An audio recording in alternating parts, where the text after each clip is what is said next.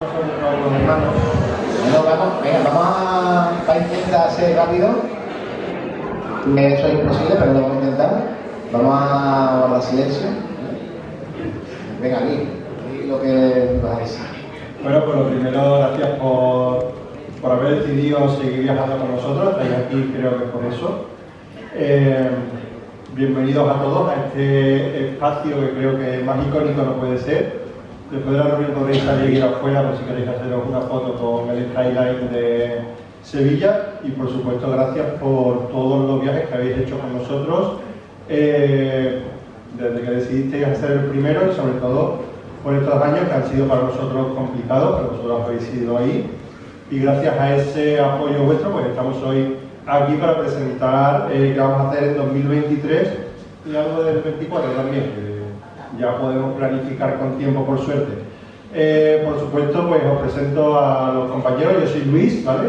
Muchos me conocéis, pero para quien no, soy Luis, soy parte del comité de viajes, por llamarlo de algún modo. Está Guillermo también y Alejandro, que son mis compañeros, que también lo veréis danzando con vosotros por ahí. Después forman parte también del equipo de viajes, pues Juan Manuel Bustelo, que es profesor de Historia, Javier Rodríguez Barberán, profesor de diversas asignaturas, arte, música, etc. Isabel, que sigue esta temporada con nosotros también. Aquí el equipo informático que falla como una copetilla de feria, pero lo queremos igual. Está Ángel y Nacho por aquí. Y bueno, y Cristina, que también forma parte de este equipo de viajes, que os acompaña en las escapadas culturales y os matricula y os atiende allí en el aula. Ahora vamos a presentar nuestro modus operandi. Muy buenas. Yo solo voy a decir hola y me bajo. Voy a solo saludaros porque voy a dejaros en manos de Guille y de Luis, que lo explican todo un poquito mejor que yo. Así que nada, simplemente ir a saludaros y si alguien no me conoce, soy Albert, el director del aula, y os acompaño a muchos viajes y a senderismo, que el martes tenemos senderismo, ¿no? Con sorpresas. Y diré el destino del viaje de senderismo que tanto esperáis. Simplemente un saludo. Bueno, yo voy a explicar lo que es el modus operandi. Bueno, yo soy Guillermo, que también me ha presentado Luis, ¿vale? Un poco encargado de la parte de viaje, aunque al final todos hacemos de todo, como en podcast. Vamos a explicar cómo es el modus operandi para los que no conozcáis cómo trabajamos, cómo cocinamos nuestros viajes. Lo vamos a intentar explicar lo mejor posible, pero al final de la reunión, que está previsto que termine a la 1, pero no es la 1:15, no pasa nada. Cuando terminemos, pues en la parte de atrás, como ya sabéis, pues aquí vamos a tener un reservadito por si queréis tomar una cerveza. Así que, aunque terminemos un poquito más tarde, perdonadnos, pero después podemos relajarnos un poquito, ¿vale? Entonces, ¿cómo es nuestro modus operandi? Para los que no nos conozcáis o no hayáis viajado con nosotros.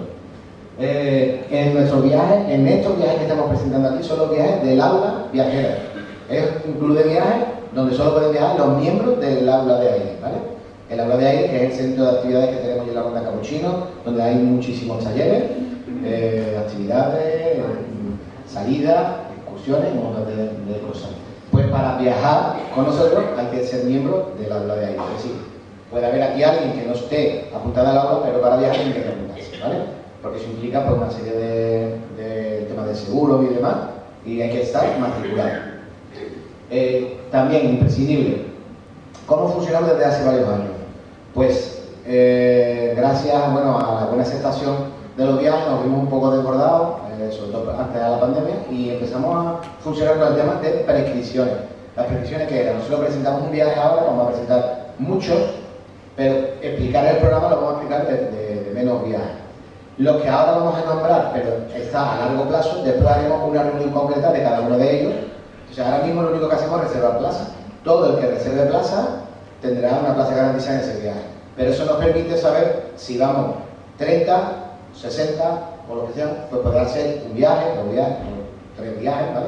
En diferentes fechas, ¿vale? Entonces un poco la fórmula de funcionar sería que ahora me interesa, me gusta, no lo tengo claro, pero voy a prescribirme por si acaso, igual que mi plaza con 100 euros. Cuando llegue la reunión concreta de ese viaje, explicamos el programa definitivo.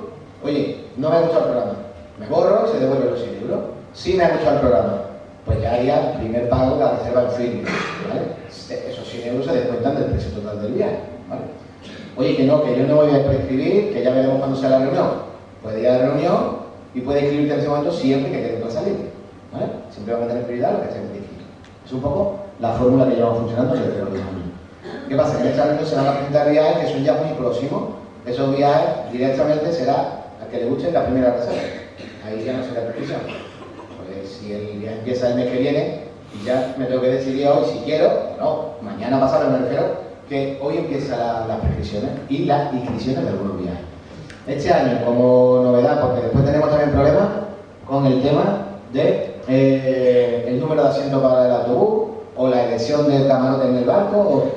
Entonces, ¿cómo lo vamos a hacer este año? Todo el que se inscriba durante el día de hoy, ¿vale? O se inscriba si el viaje es nuevo. Mañana nosotros en la oficina vamos a hacer un sorteo. Yo hoy me puedo apuntar para no esperar cola y no estar preocupado porque viaje que he puesto cojo. Yo tranquilamente ahora cuando terminemos, si quiero apuntarme ahora, pues me tomo una cerveza, doy un pasito, veo las vistas y después voy y me apunto. No tengo que estar esperando detrás ahí quieto o intentar, ¿vale? No hace falta, porque mañana vamos a hacer un sorteo y puedo estar ahí apuntado al número 50, que si mañana en el sorteo sale mi nombre primero, desde ahí empezará el número 1 hacia abajo y lo de la vuelta, ¿vale? A partir del lunes, o el sábado que lo haga online, ya será por estricto orden de llegada a, como ya viene con la tecnología muy fácil, oye, pues ha llegado el día 14 de febrero a las 9:06. Esa estará antes que la que llega a las 9:06, ¿vale? Pero hoy es un sorteo, para que no tengamos sensación de que tenemos que estar esperando a ver si me apunto o no, ¿vale? Más cosas. Toda la información va a estar, ya hay mucha puesta, en viajesairecreativos.com. Nosotros estamos muy concienciados con el medio ambiente, ya lo sabíamos de vosotros, certificado de medio ambiente. Estamos ahora con el tema de la sostenibilidad con la huella de carbono cero, que cuesta bastante. ¿Eso qué implica? Pues implica muchas cosas. La contratación de proveedores que también cumplan nuestros requisitos, el tema de las compañías aéreas que también tienen para que su huella de carbono sea neutra, una serie de proyectos que están homologados a nivel internacional. ¿Qué implica? Que estamos en un proceso de eliminación total del papel. Vamos poco a poco, primero porque la digitalización para nosotros es complicada, entiendo que para vosotros también, pero estamos intentando reducir el papel. Por ejemplo, a partir de ahora ya no vamos a tener los programas en papel para entregarlos. Oye, que es que yo necesito el programa en papel. Muy bien, cuando llegue allí, se nos lo pide a la persona que estemos ahí, a cualquiera de nosotros, y os lo vamos a imprimir directamente de lo que hay en la página web. Vaya a ver lo mismo en la web que lo que imprimimos en papel. Se va a imprimir el acto, no vamos a tener papel por allí impreso para ir entregando el programa, ¿vale? Así que lo vamos intentando poco a poco. También en esta parte veréis que hay nuestros viajes, y una vez que leáis nuestros viajes, aparecen todos los viajes del aula, ¿vale? Pero también está el área del viajero. En nuestros viajes aparecerán los programas de cada viaje, qué incluye, qué no incluye, los plazos de pago, todo. La política de cancelación, las políticas de contratación, los seguros, lo pondrá todo, ¿vale? En algunos a lo mejor falla, quizás no, oye, que en este no está, que seguro que se me habrá pasado ponerlo. Y en la parte de área del viajero que se entra con el DNI y la letra y el apellido en mayúscula, ahí podréis ver en qué viaje he apuntado, cuántos pagos llevo, si quiero hacer el siguiente pago. Poco a poco la voy ampliando. La ficha médica que os damos en los viajes va a estar ahí puesta para que la rellenéis vosotros. Se va a actualizar en cada viaje, pero por lo menos ya no tenemos que estar entregando papel, vosotros directamente ahí lo podéis hacer. Al principio lo hacemos en la oficina, ¿vale? Pero se va a ir poco a poco haciendo ahí, y también en un futuro muy próximo se podrá colgar pasaporte, DNI, para poder emitir nosotros los billetes, ¿vale? Bueno, esa mejora la iremos comunicando, pero para que lo sepáis que estamos en ese proceso de cambio. Bueno, vinculado un poco con el tema de que hay que ser alumnos del aula para viajar, para los que ya nos conocéis y para los que no lo explico, nuestros viajes lo intentamos todos los que estamos aquí y formamos parte del equipo viajero, y los que no también, nos gusta mucho viajar. Eso, si no, creo que alguno de los que están viajando aquí tantos días este año, el año pasado, no estaría bueno. Y este año lo que va a quedar también. Pero nos gusta muchísimo viajar, nos gusta viajar con viajes, no vamos a hablar de viajes familiares, pero sí como viajes de amigos. Entendemos que las primeras veces que empezamos a viajar no nos conocemos, pero para los que ya viajáis sabéis que tenemos nos gusta ese trato cercano. Lo digo por si alguno de los nuevos cuando viajáis, pues a lo mejor no, a los que no gusta. Pero bueno, que nos gusta ese trato cercano, familiar, de amigos, y también, bueno, creemos que hay profesionalidad, que no implica una cosa con la otra, cercanía con lo otro. Vamos a tener un resumen de todo lo que estamos hablando, un poco de cómo es nuestro modus operandi en la página web. Estamos grabando la reunión para que después podáis verla también para los que no han podido venir. Y ¿qué más? Vamos ahora a explicar, ahora vamos de lleno a lo que hemos venido. Vamos a explicaros qué incluyen nuestros viajes, qué no incluyen y después vamos a hablar de cada uno. Traemos muchos viajes, lo sé, ¿vale?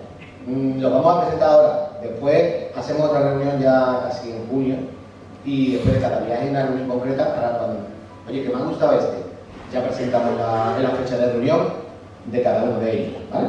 ¿Qué incluye nuestros viajes? Nuestros viajes siempre van a incluir el traslado desde Sevilla, ¿vale? ¿Qué pasa? El aeropuerto de Sevilla tiene las conexiones aéreas que tiene y además la mayoría con compañías low cost, ¿no? Pero nos interesa muchas veces la comodidad de los traslados directos de Sevilla a donde sea. Donde están habiendo cada vez más destinos, pues mejor. Pero hay veces que no, que tenemos, sobre todo cuando los saltos son más grandes, tenemos que irnos a otros aeropuertos con vuelos internacionales. Principalmente Málaga por cercanía o Madrid. Málaga y vamos en autobús, Madrid vamos en avión, ¿vale? Pero siempre vamos a incluir la salida desde Sevilla. Y siempre desde Sevilla vamos a salir con vosotros. Nuestros viajes llevan una gran asistencia de personas. Que los que ya viajáis con nosotros lo sabéis, los que no. Vais a decir, ¿por qué va tanta gente? Bueno, pues tenemos ese concepto de viaje donde vais siempre un responsable profesor del aula, ¿vale? Como ya ha explicado Luis, sea Juan Manuel Buchero, sea Javier Rodríguez, ¿verdad? Sea Pablo Bayón, depende de la temática del viaje, pues eres un especialista u otro, ¿vale? Después vais siempre un acompañante que le podemos llamar tu líder, monitor acompañante, coordinador, como queráis, que suele ser pues, Alejandro, suele ser yo, Isabel, Cristina, ¿vale? Depende de esta persona. Pero cuando eso es una ratio de 1:15, pero cuando los destinos son o más complicados o más personas, pues solemos ir, no es lo mismo ir por ejemplo, a Vietnam que ir a Francia. Pues bueno, depende de eso, en función de eso nosotros decidimos si vamos 3, 4, pero mínimo siempre vamos a ir. ¿Qué más? Incluimos, depende de los destinos, en cada programa se va a detallar qué comidas incluye.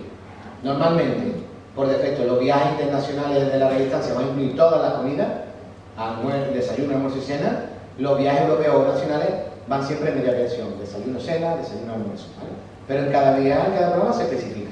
Y siempre van a incluir el agua como bebida estándar. En algunos se incluirán vino, cerveza o lo que sea, pero lo especificaremos en cada programa. También en cada viaje va incluido todos los guías locales, ¿vale? Depende del destino. Egipto, por ejemplo, pues siempre vamos a llegar al mismo guía local. En otro destino, pues que en cada ciudad tendrá su guía local. Siempre de habla española. De momento, hay destinos que ya presentaremos, no ahora, pero para 2024, que no hay guía en español, pues hay mucho que un guía en inglés y introductor. Pero a priori, todos los días que hacemos, la asistencia desde aquí y los guías locales en español. Todas las entradas, todas las visitas que detallamos en los programas, siempre los seguros de asistencia y médicos los llevamos incluidos, pero antes, por ejemplo, los seguros de anulación solo estaban para los viajes internacionales. A partir de este año, los viajes nacionales o europeos que sean a un largo plazo también van a llevar incluido el seguro de anulación, porque después tenemos problemas a tan largo plazo, oye, porque alguien conoce se ha puesto malo, o me asusta un imprevisto, o se me ha caído el techo de la cocina, cualquier cosa imprevista. Para eso están los seguros de anulación, entonces van a estar incluidos los precios. Y creo que en el tema de incluir no se me pasa nada. Cada viaje en concreto va a llevar detallado si es un vuelo, si es un barco, ¿vale? El alojamiento, siempre vamos a buscar hoteles en el centro de la ciudad, de 4 estrellas superior, ¿vale? A veces serán 5 estrellas, siempre 4 estrellas superior. Y en los barcos, lo que se va por ancla, 4 anclas o 5 anclas, ¿vale? Intentamos siempre lo de las 5 anclas, cuando siempre que es posible.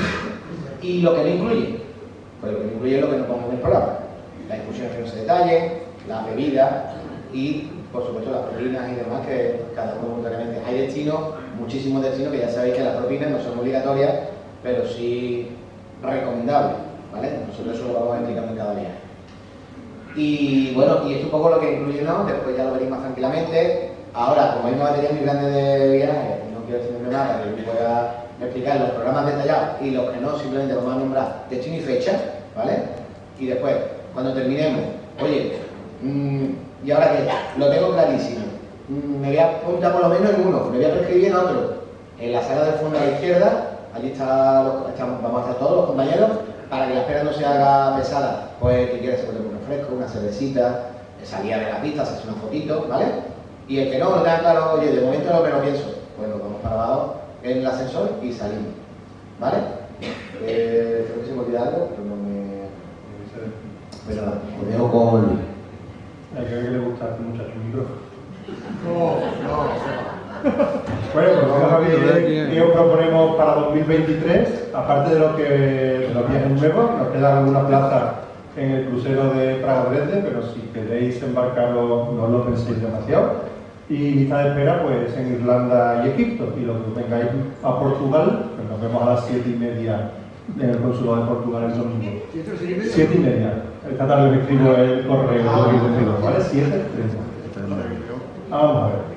Bueno, el primero, como sabéis, es una oferta de nuestros compañeros CEUTI, es una agencia con la que trabajamos desde hace mucho tiempo, que nos ha llegado para hacer una escapadita, 18 y 19, saldremos desde Sevilla, dirección a Algeciras, en autobús, cogeremos el ferry y conoceremos la ciudad de Ceuta, una ciudad muy interesante porque por ahí han pasado meriníes, portugueses, castellanos, una ciudad estratégica, observamos fortalezas, observamos iglesias que parecíamos estar en Portugal y también tiene una arquitectura modernista de lo más interesante. Entonces, un fin de semana, llegaremos el sábado, comeremos, cenaremos, el domingo también comeremos y después por la tarde nos movemos para Algeciras, para Sevilla.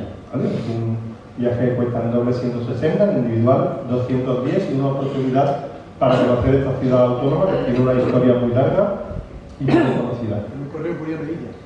No, Melilla no, eso es una rata de la compi de solo Ceuta. Ceuta y Melilla tienen 400 kilómetros, entonces prácticamente sería un road trip, ¿no?, de carretera. Pero Ceuta la veremos, que se ve muy bien en estos 2 días, la veremos de forma extensiva y allí tenemos guía y como digo, es una recomendación para viajar a África sin salir del país. Ya el lugar y la hora de salida ya lo ponemos. Eso lo ponemos posteriormente, ¿vale?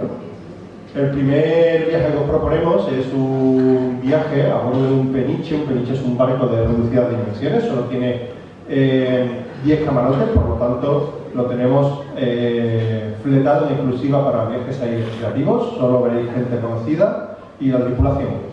Será entre el 11 y el 17 de abril, os podéis inscribir ya mismo y será el recorrido por los canales y veremos también algunos de los chateaux del Loira. En este caso, igual que fue una fórmula que el año pasado, veo aquí caras que hicieron ese Peniche, una fórmula muy agradable, un viaje distendido, en el que se pueden conocer con tranquilidad poblaciones que son reducidas también, que normalmente no se suelen ir y no entran dentro de los programas turísticos, a menos que sea a bordo de una de estas embarcaciones. En este caso comenzaremos por Nevers y acabaremos en Briare. Lo que vamos a hacer es un Sevilla-París. Desde allí nos trasladaremos en autobús hasta el Peniche y comenzaremos por la localidad de Nevers. Ya, como llegamos por la tarde, haremos una visita literaria a esta localidad esa primera noche. Es una localidad que tiene origen en tiempos de Roma. Se crea esta ciudad por parte del Imperio, que crea el puente que veis en la fotografía es de origen medieval y se va desarrollando desde esa antigüedad hasta el medievo, que es cuando se crea la iglesia. La mayoría de iglesias que vamos a ver en el recorrido son de origen gótico y también se crea el Palacio Ducal, que es ese primer chateau, esa residencia que veis en la izquierda, que va a ser uno de los iconos del Loire. Todos los chateaux, todos estos castillos que están a ambas orillas.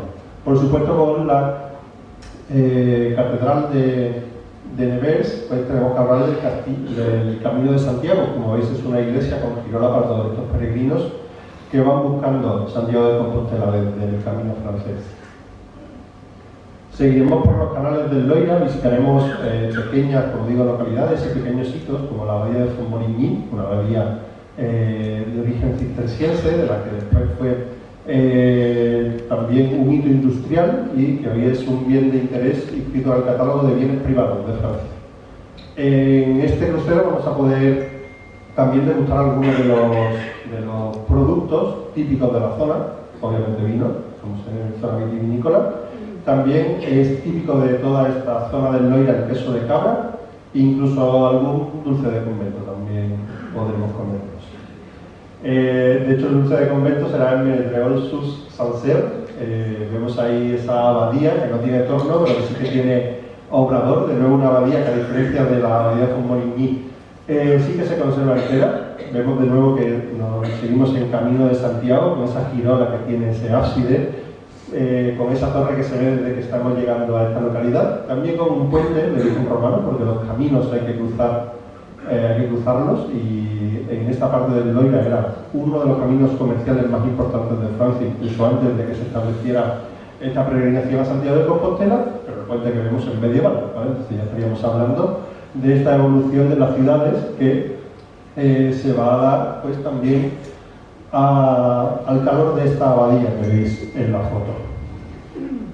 Seguiremos también viendo estos chateaux a caballo entre la fortaleza defensiva medieval y el palacio residencial ya de corte renacentista, como vemos en este chateau de la izquierda.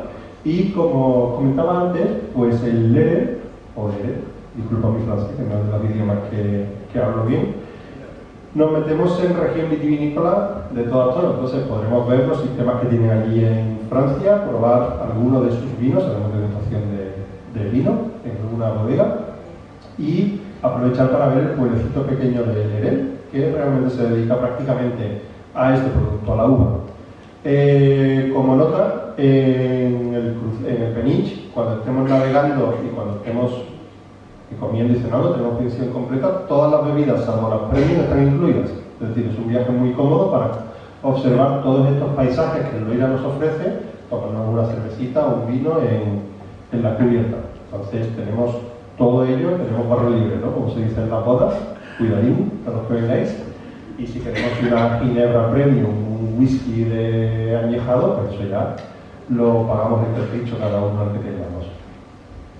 El sexto día, iremos camino del Bier, y aquí veremos uno de los hitos del crucero, uno de los hitos de la ingeniería, que es ese acueducto que se cruza por la parte superior. Es un canal sobre un puente que el Peniche parece San Esteban saliendo de la iglesia, porque casi roza los lados. Fijaos que ese barquito es más pequeño de manga que el Peniche, y ya va justo, pues nuestro Peniche va a ir rozando a ambos lados. No os he querido traer la foto para que cuando estemos allí os podáis asombrar de la pericia que tiene el piloto de estas embarcaciones. Salió del taller de Eiffel y fue una de las construcciones hidráulicas que aún se conserva en uso en Francia.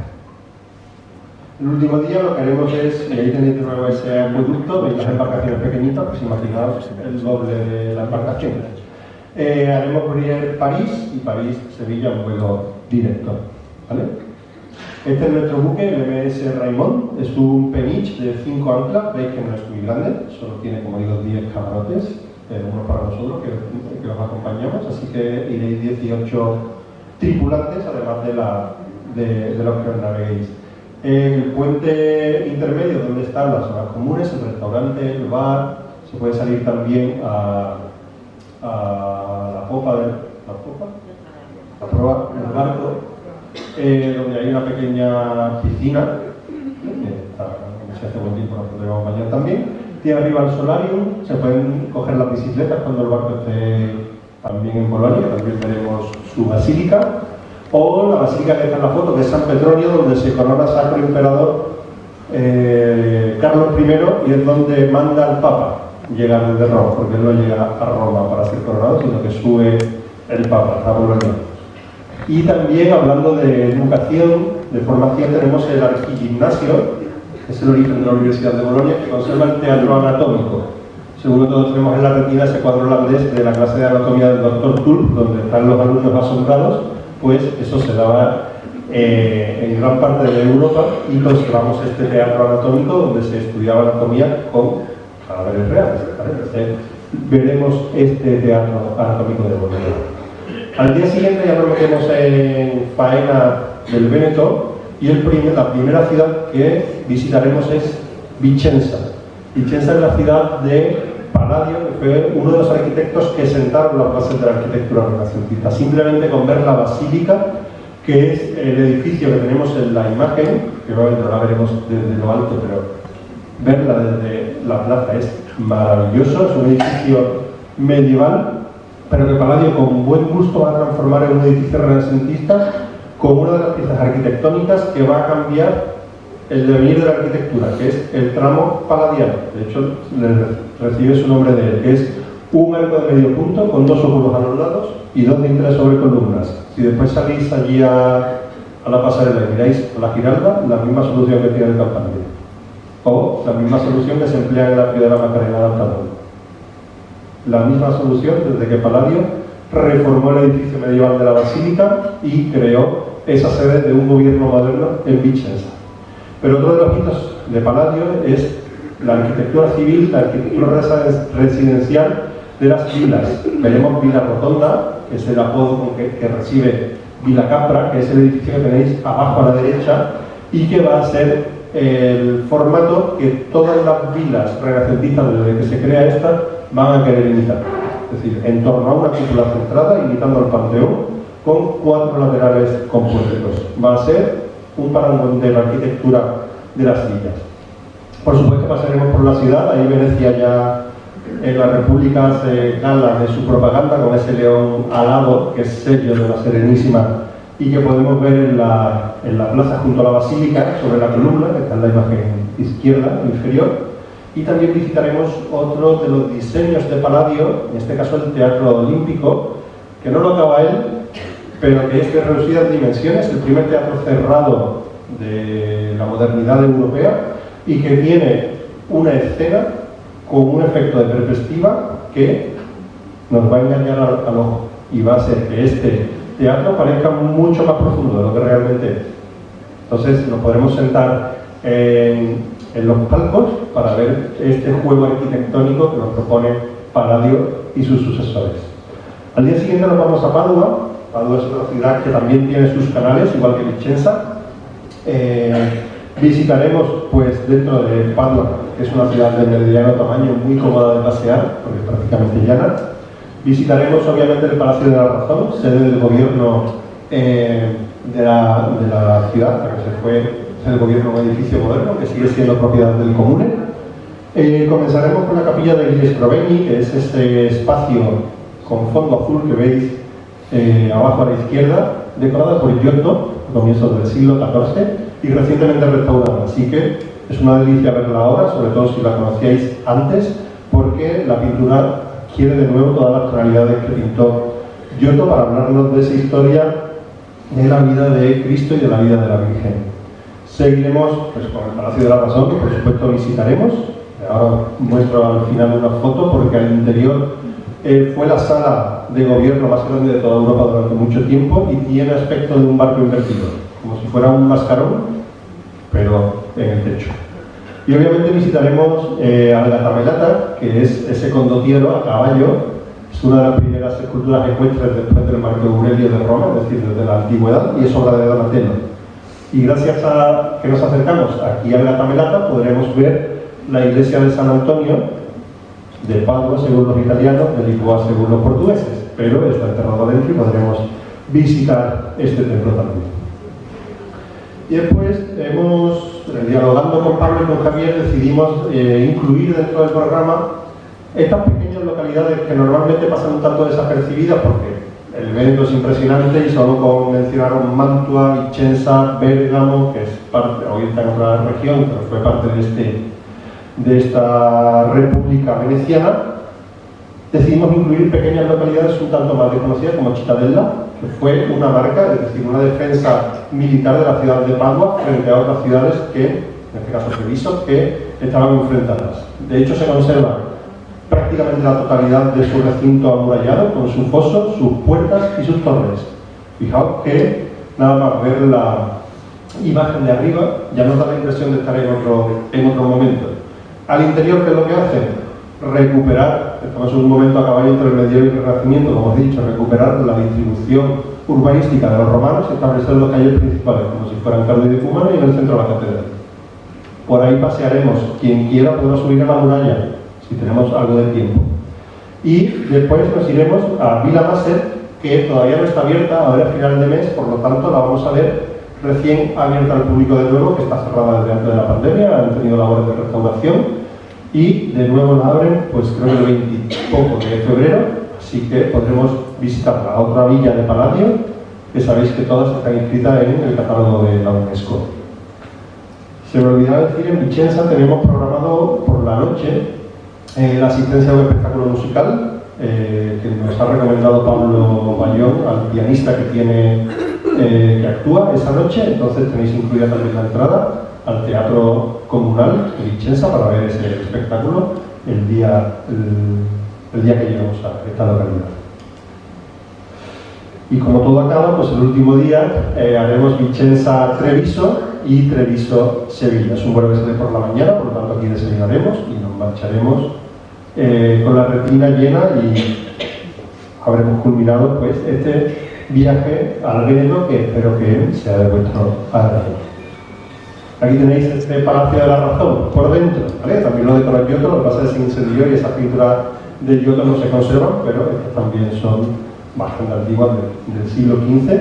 En doble tiene de precio 1550, 1725 en individual. Nos quedamos la primera noche en Bolonia y después el resto nos quedaremos en Vicenza. Un viaje más cercano, pero también igualmente interesante. Este viaje lo llevo planteando ya varios años, pero no encontraba yo, no daba yo con la tecla. Sabéis que viví un par de años en Madrid mientras hacía un máster y cuando tenía tiempo libre, pues me dedicaba a lo que nos gusta, a viajar por la comunidad. Y desde entonces pues llevo queriendo sacar villas medievales de Madrid, que las hay varias y muy interesantes todas, y obviamente ya que vamos a Madrid, algún real sitio haremos también. En este vamos a ir en autobús porque también me interesa que conozcáis no solo las villas medievales de Madrid, sino los sistemas de comunicación entre el Valle del Guadalquivir y la Meseta. ¿Por qué? Porque siempre hablamos que el siglo XVIII es un siglo apagado en la historia de España. Pero hay grandes proyectos como la repoblación de Sierra Morena en tiempos de Carlos III, que lo hace además un personaje histórico que para Sevilla tiene mucha importancia, que es Pablo de la Vida. En toda esta repoblación de Sierra Morena, la capital se va a establecer en la Carolina, que es la imagen que tenéis en pantalla, que va a establecerse como partido judicial de todos estos pueblos que hay en la zona. En la Carolina todavía se conserva el Palacio del Intendente, que es la imagen de abajo, frente a una alameda y junto con la iglesia parroquial, que en origen iba a ser el convento carmelita, que al final deja de ser convento para ser parroquia de este pueblo de nueva fundación. Si es de nueva fundación, hay nuevo urbanismo, nuevos edificios y luego de la Carolina, que conserva el conjunto monumental prácticamente íntegro, con su ayuntamiento, que es el edificio que tiene el reloj, arriba a la derecha, y por supuesto la cárcel. Porque si es un sitio de repoblación de una sierra donde hay bandoleros, una cárcel era necesaria. Entonces, este proyecto, que se enmarca dentro de todos estos proyectos de la Ilustración, es un muy buen comienzo para este viaje, ya que vamos a ir dirigiéndonos, hoy por la autovía, pero por el camino tradicional que comunicaba Madrid con Andalucía. Y después nos disfrazaremos de Quijote, porque este camino también está salpicado de varios sitios, por supuesto Puerto Lápice, que es ese aspecto de patio de vecinos arriba con esa madera roja. Antes, y vosotros habréis conocido el Peñaperros antes de los túneles, era complicado de pasar. Mucho antes había que hacer noche para cruzarlo, y Puerto Lápice conserva esa posada, esa casa de postas en buenas condiciones, y podremos hacernos una idea de cómo era el viaje que nosotros estamos haciendo en dirección Madrid, pero un par de siglos antes.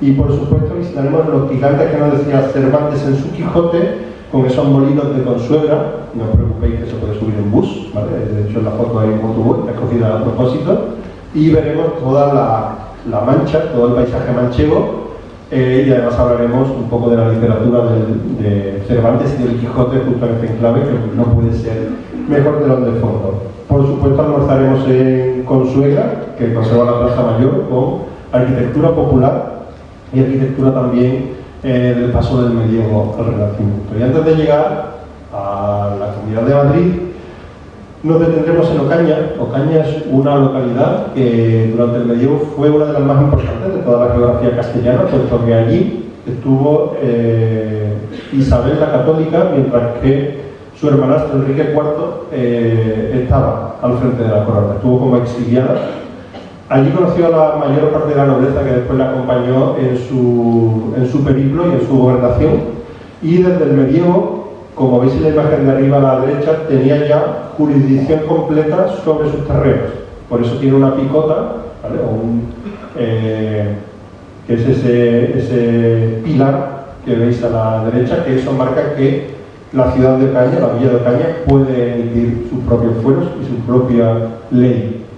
Después va a seguir aumentando gracias sobre todo al impulso que tiene Isabel la Católica con Ocaña, y durante el Renacimiento gran parte de la nobleza va a dar dádivas para reformar el pueblo, como con la iglesia de San Martín, que solo nos queda desde el siglo XIX la portada renacentista y la torre, o ya en tiempos de Carlos III se va a construir la Plaza Mayor, que es la imagen que tenéis abajo, una plaza rectangular, porticada, que nos recuerda a otras plazas castellanas, como la de Madrid, como la de Salamanca y tantas otras. En este viaje vamos a pernoctar 2 noches en el Escorial y otras 2 en Aranjuez, ¿vale? Que nos van a servir para visitar norte y sur de la comunidad. Por lo tanto, el primer día acabaremos en el Escorial y al día siguiente nos levantaremos para ver 2 pueblos medievales, 2 pueblos muy interesantes. Patones de Arriba es un pueblo que si lo visitamos en fin de semana es una feria de gente. Hay ríos de gente, pues se ha puesto de moda, Patones para comer sobre todo. Pero nosotros, como vamos un mar, pues tenemos la suerte de verlo con mucha mayor tranquilidad y disfrutar de estas imágenes. Patones es un pueblo que está en las faldas de una colina, dentro de la presierra de Segovia-Madrid, todo ese sistema montañoso.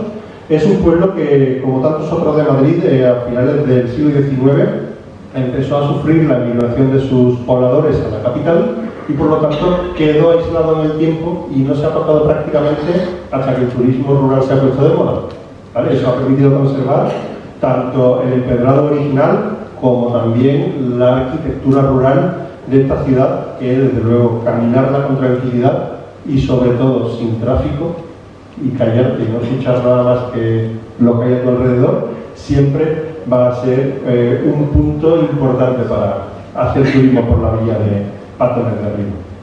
Y por supuesto, quizás algo más conocido, Buitrago de Lozoya, un meandro de este río que le sirve como defensa natural. Buitrago, al igual que Patones, se encuentran cerquillo uno del otro, va a sufrir la despoblación, por lo tanto va a quedar aislado de la modernidad. Esto va a permitir que conserve su muralla prácticamente íntegra, incluso que se conserve lo que se llama la coracha, es decir, un trozo de esa muralla que discurre por el río, y eso es raro que se conserve dentro de los perímetros urbanos, porque normalmente con la modernidad entendida en el siglo XIX fueron desapareciendo poco a poco todos estos sistemas defensivos de la era del absolutismo.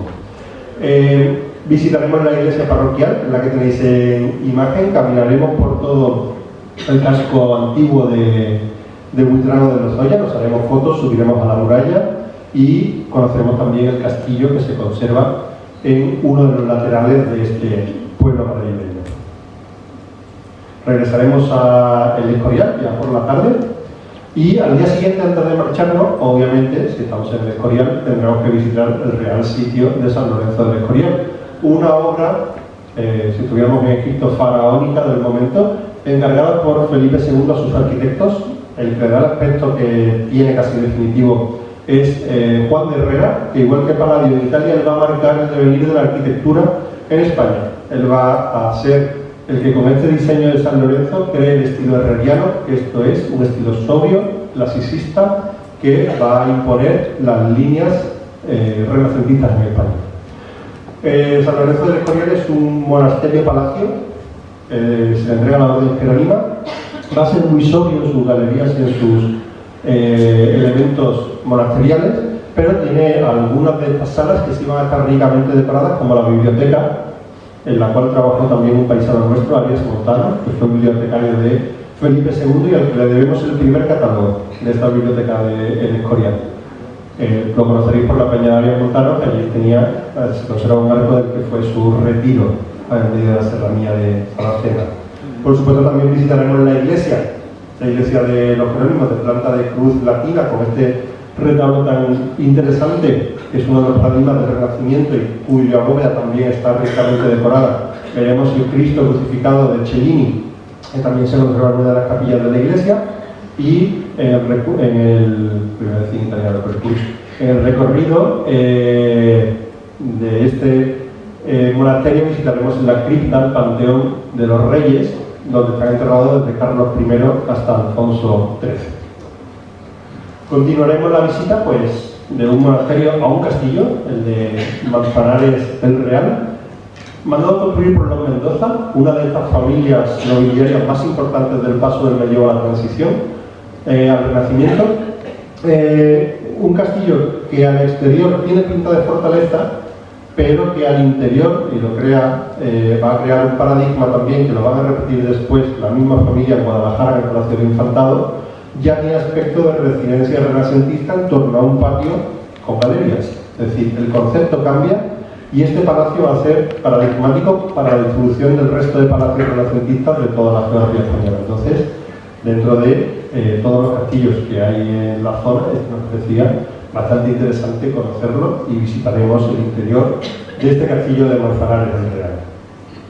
Y después nos dirigiremos a Loeches. Loeches es una localidad que tiene cierta relación con Sevilla también, primero porque el conde duque de Olivares, sevillano, lo elige como uno de sus lugares de residencia. Se crea allí uno de sus palacios, que no se conserva porque lo tiene el monasterio de San José, que es el que tiene la imagen arriba a la izquierda, pero que estaba conectado además con la iglesia. La iglesia parroquial conserva un atrio con una rejería de hierro que estaba conectado con el palacio de esta familia del conde duque para que pudiera asistir a misas sin tener que salir de sus dependencias. Como veis, en la iglesia parroquial, que está abajo a la derecha, ahí ya se imponen esas líneas que os decía que Juan de Herrera diseña para la Escorial, y vemos que es una arquitectura un tanto sobria. Pero otro de los enlaces que tenemos con Sevilla es que la familia Fitzjames Stuart, y aquí ya estamos hablando de la Casa de Alba, compra una capilla privada y la convierte en su panteón funerario. Entonces, ese panteón funerario que lo veis arriba a la derecha, lo compra la abuela de Cayetana de Alba, la antigua duquesa, y su padre es el que concluye las obras. Está enterrado también allí. Entonces, es uno de los panteones familiares de la Casa de Alba, que ya sabéis que sigue teniendo posesiones por toda la geografía española. Acabaremos con, igual que la Carolina, una población de nueva planta, otro proyecto ilustrado que va a ser Nuevo Baztán. Los que visteis a Valle del Baztán hace ya unos cuantos añitos, paramos aquí a comer, y como estamos en las villas de Madrid, esta no es medieval, pero es un proyecto que auspicia Carlos III. Entonces es un proyecto que tiene carácter de realengo y muy interesante porque se crea ex profeso con carácter industrial. Es una ciudad, Nuevo Baztán, creada por Juan de Goyeneche, natural de Valle del Baztán, por eso le pone ese título, dedicada a los trabajadores de su fábrica de vidrio. Entonces es un urbanismo preindustrial que conserva las viviendas, la iglesia, el ayuntamiento, todo dedicado a una industria de vidrio de la Ilustración.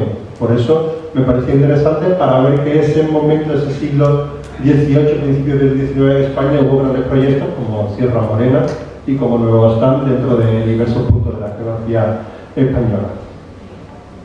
Y al siguiente día pues nos tocan ver otras plazas mayores, no como la de Ocaña, que es totalmente regular, sino un poco más rurales. Visitaremos Colmenar de Oreja, con su plaza mayor de carácter rural, irregular en su trazado, posterior a la de Chinchón, que también visitaremos más tarde, y que conserva un túnel, que lo veis en la imagen de la izquierda, la parte de abajo, que conecta esa plaza mayor con lo que fue la fuente y el abrevadero municipal, porque cuando no había cañerías, pues había que coger agua de algún sitio. Entonces tiene un túnel que conecta el centro neurálgico de Colmenar de Oreja con este fuente y abrevadero, que también visitaremos.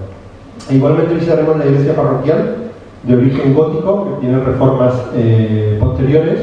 Una de esas reformas fue la que acometió la decoración de la cabecera de la capilla mayor Ulpiano Checa, que es uno de los artistas más importantes del panorama pictórico del siglo XIX y comienzos del XX español, natural de Colmenar de Oveja y profeta en su tierra por suerte, porque también tiene un museo, esa es la sala que veis arriba, donde podemos contemplar y analizar su obra. Ya os digo, uno de los mejores pintores del XIX y comienzos del XX español, que se forma en la Academia de Bellas Artes de San Fernando, es becado a Roma, a la Academia de España en Roma, y posteriormente gana varios concursos y tiene varias medallas artísticas. Por lo tanto, un pintor de primera línea que Colmenar de Oveja, por suerte, le ha rendido homenaje y tiene un museo donde se reúne prácticamente toda la colección de Ulpiano Checa. El Museo del Prado tiene también algunos expuestos, por lo tanto es un buen autor que conoceremos en su localidad natal.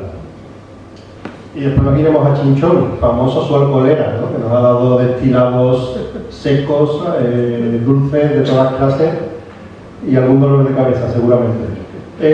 Su plaza mayor pues es la que inspira esta obra de Colmenar de Oveja, totalmente irregular, pero es una de las plazas mayores por arquitectura rural más bonita de toda la geografía española. 237 balcones son los que tiene, sometidos a referéndum para cambiarle el color no hace tanto.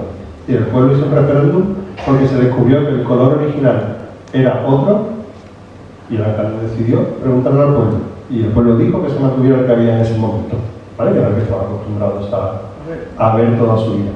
Y justo detrás la parroquia de la Asunción, Chinchón fue condado, tuvo familia condal, hubo palacio condal que no se conserva, pero uno de los capellanes de esta familia era el hermano de Goya y fue el que le encargó a Francisco de Goya ese cuadro de la Asunción que podremos ver en el retablo mayor de la parroquia de Chinchón.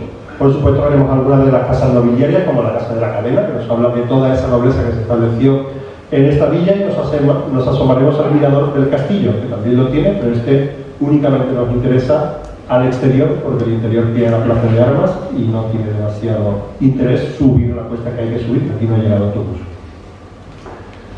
Como llegaremos tempranillo esta tarde y estamos en primavera, pasearemos por los jardines de Aranjuez, que siempre es un primor visitarlos si vamos sobre todo en primavera o en otoño. Son dos momentos que hay que verlos porque son casi dos jardines distintos por el cromatismo que tiene. Uno florido y el otro ya los colores amarillentos decadentes que anticipan al otoño. Es un bosque, de hecho tiene algunos de los árboles históricos de Madrid, con más de 200 años, están catalogados en ese patrimonio natural y os indicaremos cuáles son. Y por supuesto fuentes como la del Espinario, que copia a ese muchacho que se saca una espina, ese bronce romano, el estanque de Neptuno, la fuente de Baco, ese capricho en medio del lago que le llaman el pabellón chino, que el chino tiene bien poco, pero es un capricho real también que va a hacer las delicias de los que pasemos por este jardín de Aranjuez. Y por supuesto, antes de irnos, podremos visitar el palacio, un palacio que fue coto de caza de Felipe el Hermoso y Carlos I, pero que Felipe II decidió elevarlo a residencia real. Conforme a que es una residencia real que fue usada durante siglos, está sujeto también a los cambios de modas, así que en el siglo XVIII se crea el gabinete de porcelana, se trae porcelana, se descubre la porcelana y es uno de los productos que está de moda en ese momento, que es el que tenéis arriba a la derecha. Y en el siglo XIX todos estos aires románticos que despertaban el pasado andalusí hace que se cree el gabinete oriental, gabinete árabe, inspirados en la Alhambra. Todo ello lo veremos durante el recorrido a este real sitio de Aranjuez. Y después cogemos nuestro autobús, iremos camino de Sevilla, pero tiraremos por otro recorrido para ver otros hitos como Oropesa. Oropesa fue una localidad defensiva en tiempos de Al-Ándalus. Se conserva un castillo andalusí y otro de los Álvarez de Toledo, otra de las familias ilustres que se colocan cerca de la corte madrileña y que va a crear el castillo nuevo, que es el que veis en la imagen de la derecha, que veis parador de turismo. Por supuesto hablaremos de su patrimonio religioso con la iglesia de los jesuitas, que también se estableció en Oropesa con su iglesia colegial, con lo cual ya nos está hablando de la importancia que tiene Oropesa, y su iglesia parroquial, que la funda la Orden de San Juan, por eso tiene esos escudos en el arco de entrada.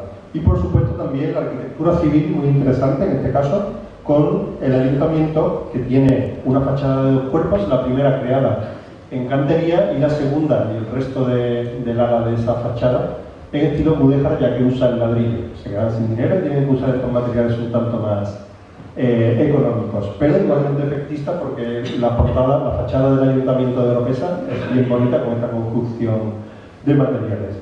Seguiremos hacia Sevilla, comemos en ruta ese día y llegaremos a Prado de San Sebastián y ya acabaremos nuestro viaje por las villas medievales y reales sitios. Este costará el doble, 890 y 1080 en individual. Nos quedamos 2 noches en el Escorial y 2 serán después, ¿vale? De lunes a viernes será este viaje también. Perdón, ¿qué fecha es? ¿Perdón? ¿Qué fecha es? Fecha, pues, un segundo, voy para atrás. Son tantos viajes que de memoria no lo sé, ¿vale? Estarán colgados esta tarde en internet, del 8 al 12 de mayo. Y os presentamos el siguiente viaje, el viaje de fin de curso de senderismo, ¿vale? Que será del 22 al 26 de mayo, pero como ha dicho Alejandro, sorpresa hasta el próximo senderismo, que es el 14 de este mes, ¿vale? Ese viaje desvelará el secreto de dónde es el destino por el que caminaremos, que yo sé que estáis deseándolo, pero como os diga algo, tengo la carta de destino una vez que salga de aquí de la seta. En julio iremos al norte de Francia, es una propuesta del profesor Juan Manuel Lutero desde su clase de Historia, y iremos a la Champaña, una región francesa que tuvo presencia de la corona de Navarra. Y veremos esa eventualidad, ese choque entre 2 coronas en el norte de Francia. En julio allí todavía refresca por la noche, por lo tanto es buen momento para ir. Hoy os podéis prescribir, la reunión será el 24 de febrero, allí Juan os comentará más detalles, pero serán 6 días en los que haremos Sevilla-París, también un vuelo directo, nos dirigiremos hacia Reims, donde obviamente veremos su catedral y su centro histórico. Como hacemos 2 noches en Reims, visitaremos también localidades cercanas, la Champaña es también región de vinos, por lo tanto cataremos alguno de esos vinos que también nos gusta adentrarnos en la gastronomía local. Visitaremos Troyes, que está como a hora y media al sur de Reims, es también una localidad de origen medieval, donde destaca su catedral y su arquitectura popular. Y acabaremos en Provins. Provins fue una localidad que fue también una marca, una defensa, con origen en un castillo, que después se fortifica y se crea en torno a él un pueblo que hablaremos, gracias a que vamos aquí aprobando, de ese enfrentamiento y ese intento de Navarra por conservar territorialidades en el norte de Francia. En doble cuesta 1.480 e individual 1.755 euros. Como decía al principio, si queréis embarcaros en el crucero fluvial Praga Rede, todavía tenemos algún camarote, pero no mucho, entre el 3 y el 10 de septiembre, 2.600 en individual. Este tiene alguna camarote individual, pero está sujeto a disponibilidad también, que serían 3.300, y creo que ahora mismo solo hay los últimos camarotes dobles. ¿Ese qué fecha es? Este es del 3 al 10 de septiembre. Justo ha comenzado septiembre. Ya nos vamos a uno de los grandes viajes que tenemos este año. Lo teníamos pensado antes del evento que ha tenido ahora lugar, es Turquía. Hemos estado trabajando con toda la maquinaria para una parte del trayecto que teníamos, que si se ha visto afectada, pues cambiarla. De todos modos, la reunión es el 23 de febrero, hablamos con nuestros compañeros de Turquía pues prácticamente cada 2 o 3 días para ver si hay alguna parte que tenemos que cambiar o no. El programa definitivo lo daremos el día 23 de febrero, pero salvo los primeros días será prácticamente igual. Además, parte de como ha sucedido este terremoto en la frontera con Siria, parte de los beneficios que tengamos con este viaje lo dedicaremos a alguna organización que esté colaborando para la reconstrucción de toda la zona. Entonces, la temática de este viaje es tras los pasos de Alejandro, este viaje que hizo Alejandro Magno por la costa turca en dirección a la India, que recorre toda Anatolia buscando pues, este subcontinente indio. y haremos Sevilla-Málaga, Málaga-Estambul, Estambul-Diyarbakir, es la parte más al oeste que vamos a ir de Turquía, que sería ya la región, el inicio de la región de Mesopotamia. En Diyarbakir es una ciudad medieval, conserva todo su trazado amurallado, conserva también su puente medieval, la gran mezquita, que es la imagen que tenéis abajo a la izquierda, que podremos conocer también, y conserva una comunidad cristiana que tiene monasterios y iglesias como la de San Nicolás, en la que tenéis arriba un aspecto gótico, ¿vale? Es una iglesia que también podremos visitar en esta zona de Mesopotamia. Al igual que su caravanserai, que nos habla de ese contacto entre este y oeste de las mercancías por esta ruta de la seda, que hemos estado este año hablando de ella en Uzbekistán, pero que llegaba hasta Estambul. Toda esta zona está salpicada de casa de postas, de caravanserai, donde se intercambiaban mercancías, donde los mercaderes descansaban, y conservamos pues el de Diyarbakir, que es el que veis abajo a la derecha, con esa fuente central, que hoy está repleto pues, de cafés, de zonas donde poder descansar, tiendas, etcétera, etcétera. Pero el edificio sigue siendo el original, que veis que tiene esas franjas bicolores blancas y grises que enlazan con la arquitectura de Pisa, con la arquitectura omeya, que también pasaron por aquí, y con arquitectura medieval de otros puntos geográficos que quizás nos llaman la atención, pero que nos habla de ese choque cultural gracias a las mercancías. Por supuesto, hablaremos de origen de la civilización en Hasankeyf. Hasankeyf ha sido, por desgracia, hundida en parte porque se creó una presa, entonces conservamos parte de ese recinto arqueológico, pero otros pues, lo han anegado. Visitaremos esa parte que se puede visitar, porque es una de las primeras ciudades que se conservan de toda Mesopotamia, es decir, uno de los primeros testimonios de urbanismo dedicado a la ciudad.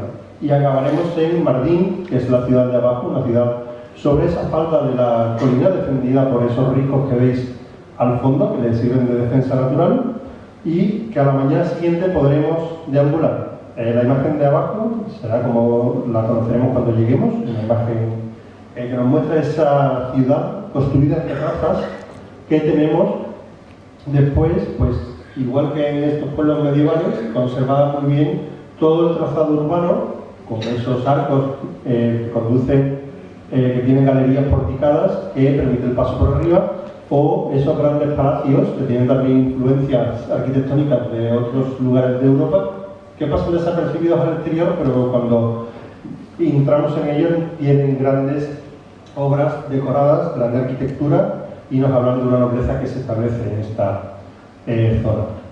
Nos dirigimos después a Liurfa, o a Urfa, se puede decir de las dos formas escritas, donde también hay presencia de esta comunidad cristiana. Es un lugar donde alguno de los profetas se cree que nació, y visitaremos este monasterio, que como digo, el exterior no destaca, pero tiene una arquitectura sobria, pero fijaos qué interesante es la solución para salvar este desnivel con esa arquitectura en recodo, que desde luego podría estar en cualquier otra parte de Europa en vez de en Mesopotamia.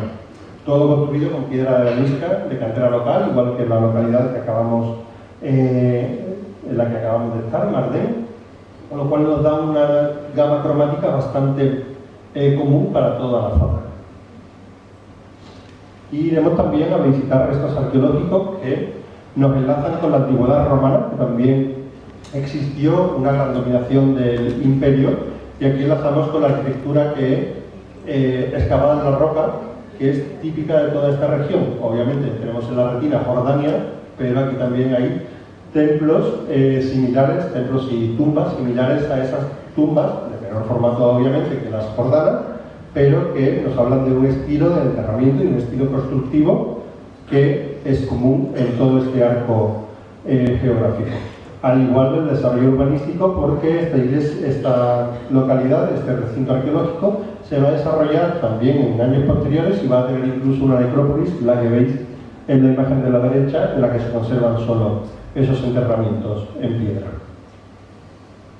Y llegaremos a Harran. Harran es también una ciudad donde el renacimiento europeo tiene una influencia clara. Vemos esos arcos de medio punto, esas balaustradas que sirven de decoración y cierre a esa terraza, o ese estanque con esa arcada a caballo entre el gótico y el renacimiento que, como vemos, pues marca la influencia sobre todo de ese otro viaje que ya habremos hecho, que es el de la de Veneto con la República Veneciana, que también tiene intereses comerciales en toda esta zona y envía varias expediciones a crearla. Y por supuesto veremos el museo que conserva los restos de Göbekli Tepe, uno de los primeros templos encontrados de toda la humanidad, uno de los más antiguos que podremos asistir también al recinto arqueológico en días posteriores.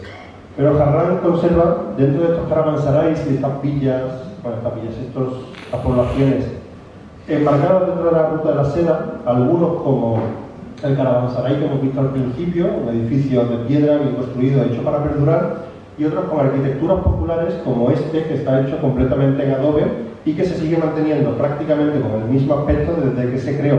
De hecho, son los mismos moradores que están ahora en estos recintos con este techo cónico los que siguen manteniendo los edificios con este tipo de arquitectura, toda hecha de adobe y con materiales efímeros que, afortunadamente y debido al uso continuado, han perdurado hasta nuestros días. Y aquí tenéis Göbekli Tepe, como decía, uno de los primeros templos conservados de toda la civilización mundial, no solo europea. Un templo circular, un templo en el que se han encontrado no solo restos arquitectónicos, sino también una decoración bastante rica con estos relieves que nos hablan de esos ritos que seguirían los sacerdotes en esta zona. Vemos abajo ese tipo de baile con las manos hacia arriba y entre medio una figura de un cuadrúpedo. No se sabe muy bien cómo era el rito, pero sí se sabe que se rendía un culto animal o que el animal tenía un carácter sagrado, de cierto modo. Porque si os fijáis, a la derecha, lo que se ha identificado como un sacerdote está vestido como si fuera un ave, con plumas en los brazos y con una máscara con un pico que han asociado los arqueólogos a estos ritos que se llevaban a cabo en Göbekli Tepe. Y después seguiremos con la arqueología porque iremos al monte Nemrut, que sin duda es uno de los enclaves más sorprendentes, si este no es por su valor histórico y por su datación cronológica. Nemrut, que es un monte que está detrás, también tiene su carácter sagrado. Perdón. Lo fundan reyes de la antigua Troya que se exilian tras la batalla y aquí crean una serie de esculturas monumentales que miden entre 15 y 20 metros, ¿vale? Nos falta la figura de una persona o de un animal para poderle dar la magnitud que tienen estas imágenes, pero fijaos solo en la cabeza de una de estas esculturas que no se ha conservado el cuerpo, tendrá ya en torno a 2,5 metros y casi 3 metros solo esa cabeza de esos reyes troyanos exiliados a esta parte de la actual Turquía. Y abajo, pues, antes de dirigirnos hacia Malaquia, visitaremos ese puente, que es el puente construido, por supuesto muy remodelado, por las tropas imperiales de Septimio Severo cuando van hacia Asia Menor para controlar la frontera de las actuales Armenia y Turquía que se había sublevado. Entonces tenemos ahí un resto de puente romano, por supuesto muy modificado en el medievo y la modernidad, pero nos habla de esa colonización de Roma que tiene una de sus fronteras en esta parte de Europa. Y después nos iremos ya estamos, como habéis visto, el movimiento de este viaje es oeste-este, una de las más conocidas visitas que haremos, que es al recinto arqueológico de Éfeso. Éfeso, aparte de ser una ciudad antigua, fundada por griegos, después romanizada, es el lugar donde, según la tradición cristiana, sucede la dormición de la Virgen. Por lo tanto, también hay una capilla dedicada a ese evento. En Éfeso conservamos la fachada de la biblioteca, que es la que tenéis abajo a la izquierda, una de las bibliotecas más importantes de toda la antigüedad, que tenía más de 20.000 volúmenes en su momento de mayor esplendor.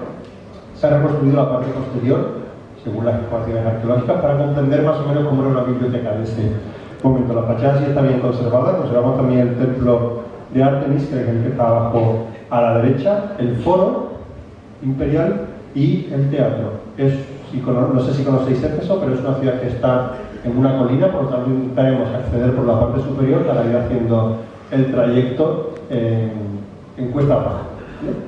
Daremos tiempo para que deambuléis a vuestro antojo, porque es un recinto arqueológico muy grande. Nosotros veremos los elementos obviamente más importantes, antes de dirigirnos a un monumento de la naturaleza que también conserva Turquía, que es Pamukkale.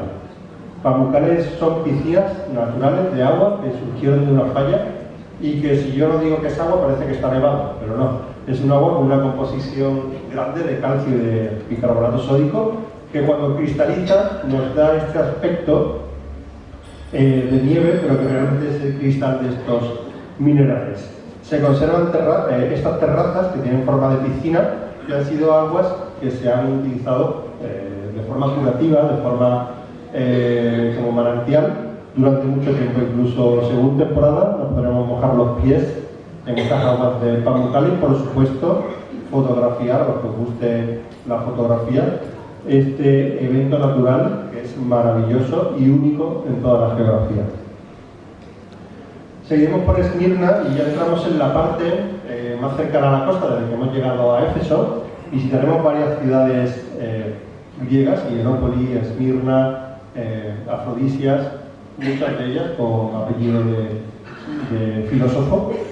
En casi todas ellas se conservan muy bien los teatros, por lo tanto vemos que el nivel cultural de la zona en tiempos de los griegos y de los romanos era muy elevado. Conservamos también avenidas con el empedrado original, y vemos otro de estos recintos que conservamos también algunos de los templos, en este caso dedicado al culto imperial, o este otro, que es Afrodisias, que conserva el templo de Afrodita, al igual que su teatro y detalles de como ese capitel labrado que se sale de orden y nos coloca esa cara en donde debería de estar la hoja de acanto. O el siguiente día, que iremos a visitar Pérgamo. Seguro que todos conocemos el altar de Zeus, que se encuentra ahí en Berlín, en el Museo de Pérgamo. Ese altar de Pérgamo está donde se encuentra el árbol de la fotografía. Entonces veremos el sitio del que solo se conservan esas piedras, que era la base de ese templo, que hoy está musealizado en Berlín, pero veremos también el templo dedicado a Zeus y el teatro, que está también apoyado sobre la colina. Y después, al día siguiente, otro de los enclaves arqueológicos que visitaremos es Troya. Creo que no hace falta que os presente a Troya y a su guerra. Los arqueólogos han debatido mucho dónde se encontraba la ciudad de Troya, pero los últimos 80 años de arqueología, pues más o menos todos coinciden que es la ciudad que nosotros visitaremos. Hay una reproducción del caballo a la entrada del recinto arqueológico. Os pido que no os metáis ninguno por lo que pueda pasar, ¿vale? Eso no lo cubre el seguro. Y uno de los elementos más interesantes de este recinto arqueológico es la imagen que tenéis arriba, porque dentro de estas campañas arqueológicas se encontró una de las cocinas de los palacios de Troya casi intacta. Entonces tenemos noticias de cómo se cocinaba en ese momento de la antigüedad griega. Después ya nos dirigiremos cruzando este puente recién inaugurado el año pasado. Es el puente colgante más largo del mundo, tiene ese récord en el libro de los Guinness, y nos dirigiremos hacia Estambul. Estambul tampoco le hace falta presentación, casi que seguro que la mayoría de vosotros habéis estado, pero nos parece un buen remate de este viaje, de este camino que realizó en parte Alejandro Magno. Y por supuesto visitaremos una parte de esta modificación del programa que os comento, ha sido añadir una noche más a Estambul, que siempre todos los días que estemos quedan cortos, y visitaremos el antiguo trazado del circo de Constantinopla, con esos obeliscos y esas espinas central que se conserva, pues todos los monumentos que había, la mezquita azul, el museo de los mosaicos. Pasaremos por los bazares, el bazar egipcio, que es el de las especias, el gran bazar.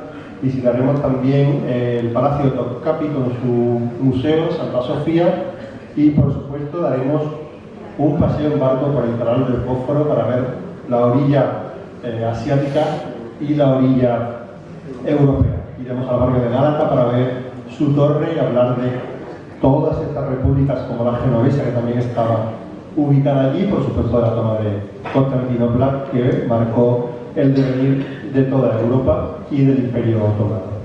El día 12, lamentándolo mucho, como todos los que se acaban y lo hemos pasado bien, haremos nuestro Estambul-Madrid, Madrid-Sevilla ya en autobús. ¿Vale? Málaga, perdón. Sí, Málaga. Es que empiezan los 2040 que Estambul, Málaga, Málaga, Sevilla. Un resto del foro imperial, podremos conocer la catedral gótica de Santa Tecla, que lo tenéis abajo a la izquierda, que está construida sobre el templo del culto imperial a Augusto. Por supuesto pasearemos por la judería, que conserva algunos de estos edificios medievales con galerías porticadas, y acabaremos viendo un poquito de modernismo gracias a su mercado público, que sigue en uso, sigue siendo plaza de abastos, y aparte si os entra hambre se puede comer allí, ¿vale? No solo platos modernos, sino cocina tradicional. Incluso si os queréis llevar algo para la cena, os lo meten en el tupper y os lo lleváis. Al día siguiente empezaremos la ruta del Cister. Son 3 monasterios: Poblet, Santes Creus y Valbona de las Monjas.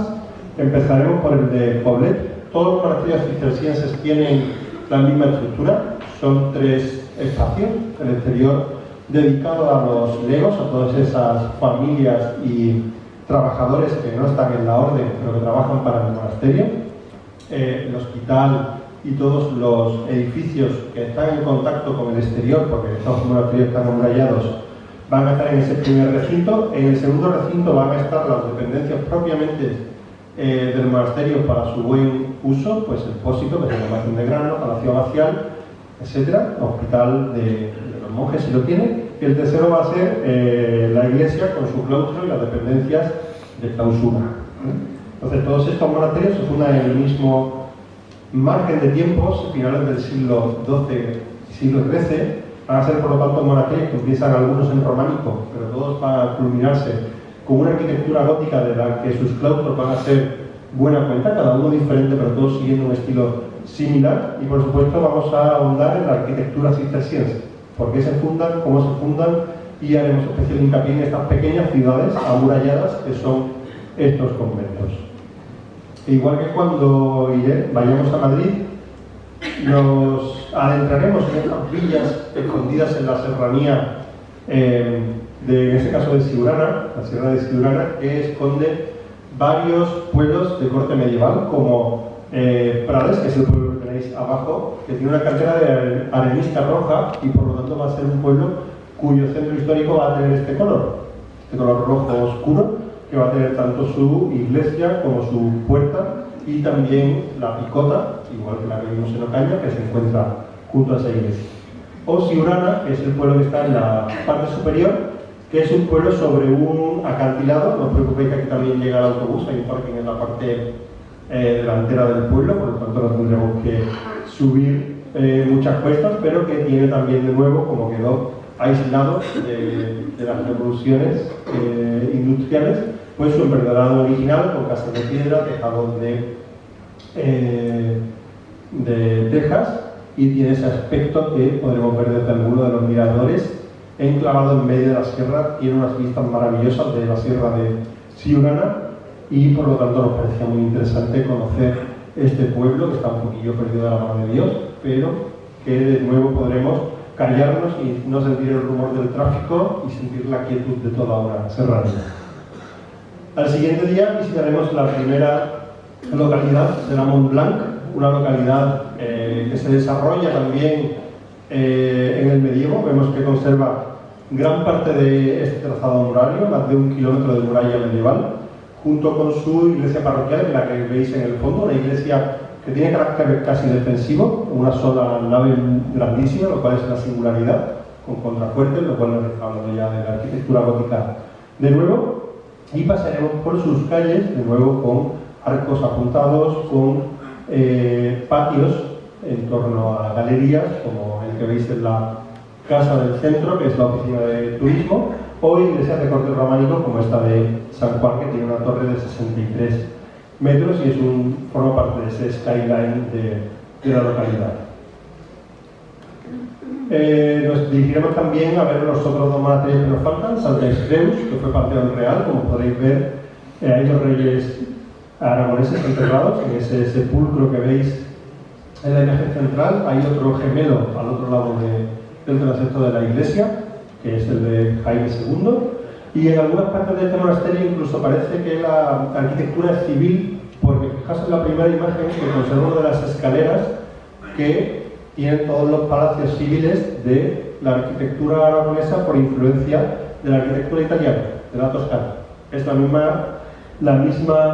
mismo tramo de escalera que encontráis en Florencia, en el Medievo, lo encontráis en toda la arquitectura aragonesa, sea en Cataluña, en la Comunidad Valenciana o en la Comunidad Aragonesa. También veremos cómo el cambio de estilo influye en este monasterio. Si veis la imagen de la puerta arriba a la derecha, que es la puerta real, pues ya está enlazando con el barroco de la serranía de Siurana, y abajo veis ese claustro que es parecido al primero que hemos visto, pero distinto también. Y Valbona de las Monjas, que es el único monasterio cisterciense que se fundó en este momento, y con el Concilio de Trento se vio obligado a dar parte de sus terrenos, porque el Concilio de Trento prohibió los monasterios de clausura en sitios donde no estuvieran urbanizados. Entonces, ese fue el origen del pueblo de Valbona de las Monjas, que mantiene también este monasterio cisterciense, del que hablaremos de su arquitectura también, porque los monasterios cistercienses se destacan por su sobria arquitectura, siendo su propia arquitectura la decoración, como vemos en esa torre del transepto, ese simbolismo. Al día siguiente cambiaremos de tercio, como estamos muy cerquita de Reus. Reus es la ciudad natal de Gaudí, también de Mariano Fortuny, el pintor, y aquí hablaremos del modernismo, tanto en la casa que veis en la imagen, la Casa Nevers, construida por Domènech Montaner, como en el colegio que veis a la izquierda, el Colegio de Internos, que está avanzando su propia obra arquitectónica posterior en Barcelona, uno de sus hitos, que es el Hospital de la Santa Paula. Iremos también a la plaza de Prim, veremos su iglesia parroquial, que tiene una de las torres más altas de la provincia, los 74 metros, y ya que estamos en Reus, que es capital del Vermut, pues daremos un tiempo prudencial para todas las unas. Antes de seguir, para Miravet, que es ese pueblo encaramado a la colina, subiremos al castillo, porque se puede subir en autobús, ¿vale?, para ver las vistas de Miravet, y después bajaremos y recorreremos estas calles empedradas que os traigo en las imágenes para hablar de este pasado medieval de la localidad, antes de irnos a Horta de San Joan, que tiene otro de los monasterios, en este caso construido por la Orden de Hospitalidad de San Juan, que es el monasterio de San Joan de Horta, al que corresponde la portada bocinada que veis abajo a la derecha, que se encuentra en un atrio porticado. Y el último día, como tenemos el AVE después de comer, pues nos da tiempo de poder visitar con tranquilidad el anfiteatro y visitarlo en el interior, además de irnos al barrio del Serrallo, que es el barrio pesquero por excelencia, hoy convertido en puerto deportivo, pero conserva esta esencia pesquera, y visitaremos el Tinglado 4, que es una de las naves de este antiguo puerto, que es donde está además todos los hitos de la colección del Museo Arqueológico, que se encuentra cerca del anfiteatro, pero que están restaurando en estos momentos. Por lo tanto, han trasladado sus obras principales a esta parte de Tarragona y visitaremos esta exposición antes de marcharnos a la estación de Tarragona y coger nuestro AVE de vuelta. El doble costará 975 y el individual 1225. Yo traigo ya el último viaje del año. Iremos a Zubizar, aprovecharemos que está la iluminación y la decoración navideña para ver los mercadillos navideños, pero no es el hito exclusivo de este viaje. Obviamente tomaremos Lieben ya hemos probado buenos y malos, veremos cómo están los de los mercadillos de Zubizar. Es del 2 al 17 de diciembre, 6 días, os podéis prescribir, la reunión la tendremos el 20 de abril, pero poco va a cambiar el programa que os voy a presentar ahora. Haremos el día a Ginebra con EasyJet, no con Ryanair, que es otra de las compañías que operan y de los pocos vuelos que tienen a esta localidad, a orillas del lago Lehmann, y que veremos un ingenio hidráulico que es esta fuente, ese chorro de agua que sale a 200 km/h, que realmente es un resorte que tenía un sistema hidráulico bastante antiguo. Ya se ha quedado casi como icono de la ciudad, por lo tanto ya no forma parte de ese ingenio hidráulico que llevaba agua a las fuentes de Ginebra, pero sí que nos asomaremos a ver el chorro. También iremos a los jardines del centro histórico para ver el homenaje que se le hace a la relojería suiza, una de las más importantes de Europa, con ese reloj floral que según cuando vayáis lo veréis decorado de una forma u otra. Nunca va a estar igual, por lo tanto siempre que vayáis a Ginebra es menester ir a ver este reloj. Y por supuesto la catedral, desde donde daba sus sermones y escuchaba misa Calvino, y del que conservamos su silla. Se conserva ahí la silla donde él se sentaba, que no tiene aspecto de ser muy cómoda. Y por supuesto, pues también conoceremos los palacios de origen medieval, como tenemos en la parte superior, que está en el casco histórico. Al día siguiente iremos a Lausanne. Sabéis que Suiza es sede de diversas instituciones internacionales. Lausanne lo es del Comité Olímpico Internacional y tiene ahí un museo muy interesante de una temática que no se suele ver en museos, que es el deporte, en este caso enfocado obviamente al olimpismo. Es el museo, el edificio que tenéis abajo a la izquierda, y también en Lausanne se conserva un pedacito de Sevilla, porque no sé si recordáis la Expo del 92, que en el pabellón del COI había un torso que se abría y se cerraba, daban vueltas las piezas, pues está en Lausanne, ¿vale? Está en esta sede. En Lausanne veremos también el antiguo palacio, que es sede hoy del gobierno de la ciudad. Visitaremos la catedral, que está a orillas del canal que conecta con el lago Lehmann, e igualmente el ayuntamiento, para ver uno de los patrimonios que tiene Suiza, que son las fuentes públicas. Todas muy parecidas, con una taza y un vástago central, pero todas diferentes, porque todas tienen una decoración que cambia de una fuente a otra. Seguiremos por Friburgo. Si buscáis en Google Friburgo sale el alemán, pero hay otro Friburgo de menor extensión en Suiza, también forma parte de un cantón, a orillas de un río. Y otro de los patrimonios, igual que os he dicho, que son las fuentes, como veis aquí tenemos otras, son los puentes de madera cubiertos, como veis abajo a la izquierda. No es el único que veremos, pero sí lo cruzaremos para conocer el centro histórico de Friburgo. Como veis está en lo alto de una colina que parece una ciudad colgante, gobernado por esa catedral también de estilo gótico. Y llegaremos a Berna, que lo veremos al día siguiente. Berna también está en un meandro de un río que le sirvió como defensa natural, y prácticamente el centro son 3 calles paralelas.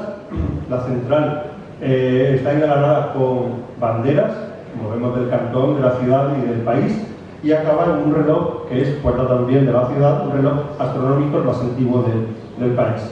Y aparte veremos también, pues,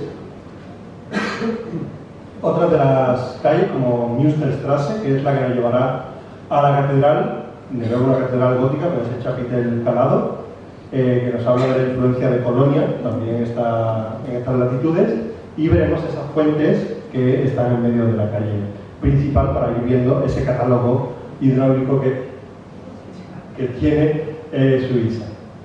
De Berna a Basilea pararemos en Olten, una pequeña localidad que tiene, en este caso, iglesia católica. Entonces veremos retablos y pinturas.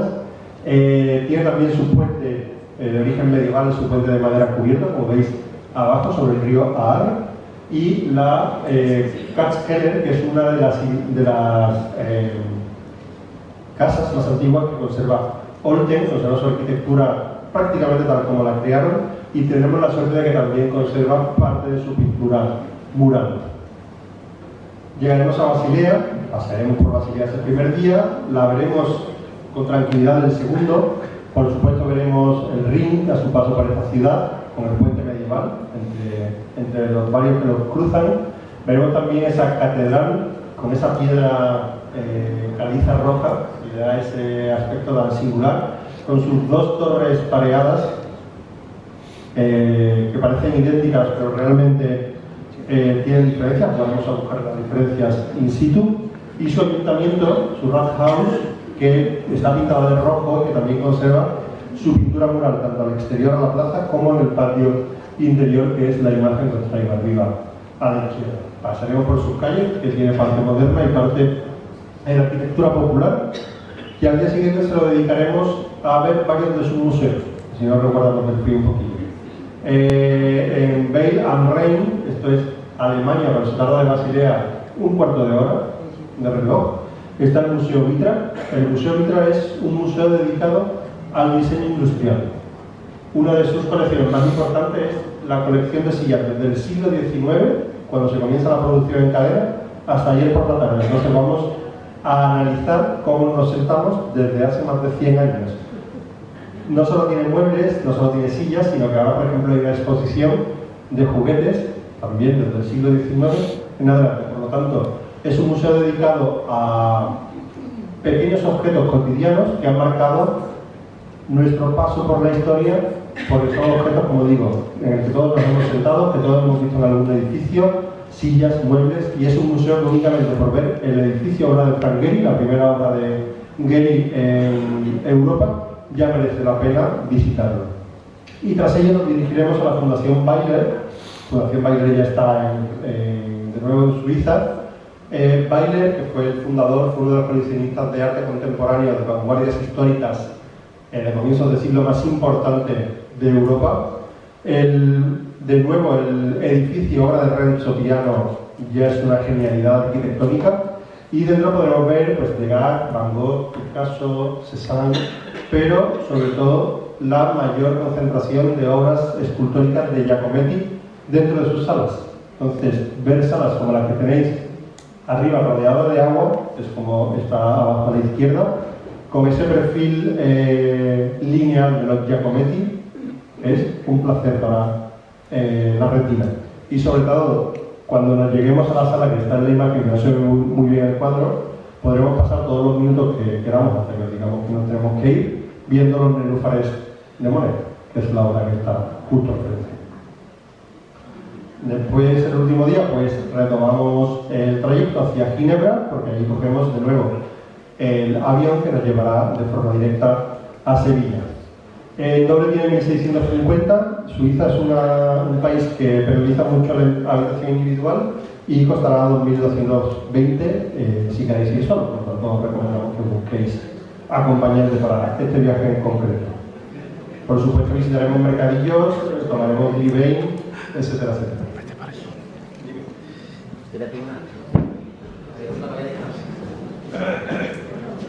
Bueno, esto hasta 2023, una parte que puede haber un poquito de agua. Y que ahí nos queda el 2024, ¿vale? No vamos a presentar los programas de 2024, ¿vale? Pero sí vamos a nombrar los destinos que vamos a hacer y en la fecha, ¿vale? Todo va a estar hecho para inscripción, para que le interese. Tenemos ya cerrado algunos de los programas, pero que tampoco lo vamos a presentar, vamos a esperar a su reunión. Lo presentaremos casi todos el 2 de junio. ¿Vale? Entonces, el 2024, empezamos por enero. ¿Qué tenemos en enero? ¿Le doy? Vale, pues rápidamente. Ya sabéis, hoy os podéis prescribir, pero el día 2 de junio será la reunión. El primero que traemos es para cambiar del frío de Sevilla, que está haciendo mucho frío en enero, nos vamos a Canarias. Por el frío del mercadillo. Que no hemos ido, ¿vale? Entonces vamos a visitar Canarias. Será a mediados de enero, ¿vale? Ya mandaremos el programa y visitaremos varias islas, ¿vale? Vamos un poquito más rápido, porque vamos un poquito de tiempo, vamos a nombrarlo. En febrero vamos a visitar, dentro de los viajes que estamos haciendo últimamente de capitales europeas, que ya hemos estado en Roma, París, ¿vale? Vamos a visitar Londres en febrero de 2024, ¿vale? En marzo, El siguiente os va a gustar. la Puglia, ¿vale? Ya sabéis, el tacón de Italia, que nos lo habéis pedido mucho, lo hemos dejado para el mes de marzo. Ya os digo, los programas van a estar colgados en la web que avisaremos, y en junio, el 2 de junio, haremos la reunión y ahí, ahora mismo solo podéis prescribiros para reservar plaza, que se devolvería el día de la reunión. En abril, que también lo tenemos ya montado, Bulgaria, ¿vale? No solo la capital, sino lo que sería Bulgaria, país. Vamos a hacer un recorrido bastante interesante y creo que para el que no lo conozca, sorprende, ¿vale? Como ya nos sorprendió Rumanía en su día. Y ahora nos vamos con un viaje que teníamos muchas ganas de sacar desde hace años y que os va a sorprender por lo menos. Oman, ¿vale? Lo hemos traído, estamos viéndolo y este año en Fitur hemos conocido a un receptivo de allí. Vamos a hacer la prospección como siempre hacemos. Un destino que así a primera te puede chocar, muy interesante, dentro de lo que sería, lo que conocemos como Oriente del Cuerno, de Oriente Próximo. No tiene guerras, dentro de los países musulmanes de lo más menos radicales, han tenido arriba a sus hermanos un poquito más cerrados, y que no son emiratos del petróleo. Entonces mantienen todavía mucho la infraestructura y cultura antigua, ¿vale? Entonces es muy interesante. Y si esto os parece lejos, el mes siguiente... Corea del Sur.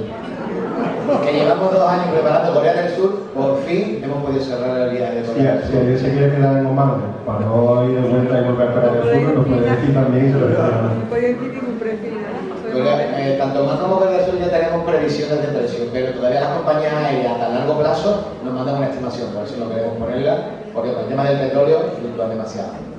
Corea del Sur sí que sabemos los tiempos. Corea del Sur va a ser con los vuelos incluidos 12 días, 12 noches, eso seguro, van a ser 12 noches, 13 días, pero con los vuelos va a depender, o 14 o 15 días. Porque a Corea la escala va a ser, desde que tenemos pedida es Sevilla-Málaga, Málaga-Estambul, escala pequeña en Estambul, Estambul, Corea. De Estambul a Corea hay 10 horas, más de 10 horas de viaje, ¿vale? Entonces, ¿qué pasa? Pues que tanto en la ida como en la vuelta son 2 días que se pierden, eso no lo contamos, por eso digo que son 12 noches y 13 días en Corea del Sur para recorrerlo. Y para cerrar diciembre ya tenemos previsto Selva Negra, ¿vale? Mar, Estrasburgo, esa zona será el viaje de 2024. Y hasta aquí lo que os traemos. ¿Qué me ha dicho Selva Negra? ¿Qué dice? Selva Negra en diciembre, mercadillo navideño. Se ve esto un poco mal, esto va a estar colgado en la web. Y además no he hecho mucha cuenta porque nos hemos dado cuenta que el viaje de la Champaña Navarra, que en realidad es en Francia, ¿vale? Que lo hemos especificado, sería el Reino de Navarra, la Champaña francesa, territorio del profesor Juan Manuel Bucet, territorio que tenía Francia, pone 11.755, que no para eso. Perdona, Guillermo, y del Que verdad. mes de abril, octubre, de momento no hay nada así. De 2024 de momento, lo que octubre Oman y noviembre Corea del Sur. Ahora que sé que hemos dado mucha información. Ahora hay viajes que ya hay que escribirse porque son en el mes que viene o en el siguiente, son meses del próximo, ¿vale? Como puede ser el de Italia del profesor Javier y Pablo o algún otro, eso sería ya reserva, ¿vale? Reserva firme. ¿Qué pasa? Yo no lo tengo claro, si no lo tengo claro no me apunto, ¿vale? Prescribirme igual, me voy a prescribir a los viajes que me gustan. ¿Por qué? Porque si el dinero después me lo van a devolver de la reunión, que no lo tengo claro, no me prescribo. No se hace, no guardamos plata, no, apúntame y ya voy el dinero. Si lo tengo claro me apunto, si no lo tengo claro no pasa nada, ¿vale? Solo nos apuntamos si lo tenemos claro. Y hoy, los que se apunten hoy, en estos viajes nuevos que hemos presentado, ya lo he dicho, vamos a hacer un sorteo para especificar el orden. A partir del sábado a las... Decía, el viernes por la noche a las 12 y 1 minuto de la noche, si alguien se preinscribe en digital, online, ya entraría en la cola de ese sorteo que hemos hecho, ¿vale? No, si alguien tiene duda, pues después nos podéis preguntar. Ahora nos vamos a ir a la zona del fondo que quiera. Para apuntarse, para no apuntarse, para tomarse una cerveza, lo que queráis, para ver las pistas y después el dinero va a ser poco a poco. Así que las dudas que queráis, a Luis o a mí, vamos a estar por ahí. Gracias por haber venido, ¿eh?